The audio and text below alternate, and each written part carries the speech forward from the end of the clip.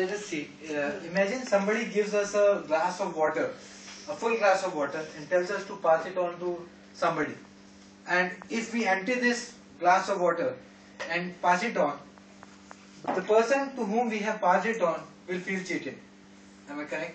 Yes. So this is the same thing that we are doing to our future generations.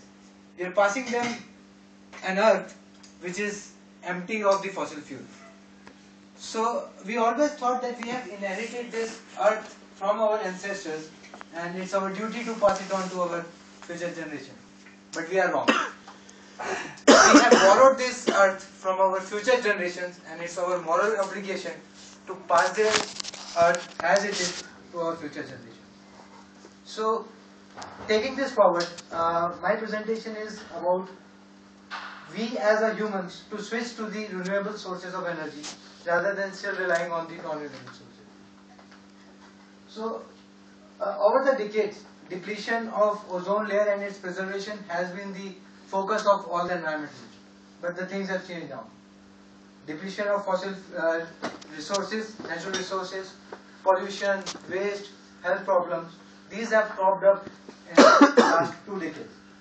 And going by the current trend, the population of Earth will be 9 billion by 2050 and the resources will be 35% of what they were in 1950. So you can imagine the amount of resources which we are consuming every day. And India, the population is going to be 1.5 billion by 2050. We as a nation are using 70% of fossil fuels for our energy requirements. And out of this, 40% is coal, followed by natural gas and oil. And we are still relying on that. So I as a strategy manager for my company, I am attempting to pitch to my board of directors that we should start switching to renewable sources for our energy demand.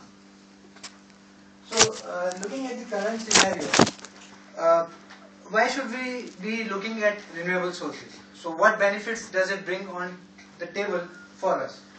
So if we are going to switch to renewable sources, it is going to improve our environmental credential and strengthen our brand. So investors and stakeholders are seeing today which all are the environmental friendly companies. So we don't have to go in for special CSR activities to prove ourselves. By putting our efforts in adopting renewable sources, we are going to show that we are environmental friendly. Secondly, there will be a secure supply of energy. So in 40 years, the whole of the petrol and oil and all these reserves will be empty. What after that? So we don't have to rely on that. Third, there will be security of the cost you are incurring. So one day the oil is $105, other day it is $90. So your whole forecasting goes haywire. So how do you predict what will be the cost when you are making your future assumption? So you don't have to go with these haywire. Fourth, you are going to build relationships with the local organizations which are already putting some efforts in this thing. And these local organizations are going to help in strengthening your brand. Fifth, you are going to prove to the nation that you are future ready. That you are future ready in that aspect that before the legislation passes on these taxes on the companies who are emitting lot of CO2, you were already ready for that thing. And you must be wondering that it's such a costly affair that we should be adopting this thing. Right now, it is a costly affair. The installation of these machines are costly.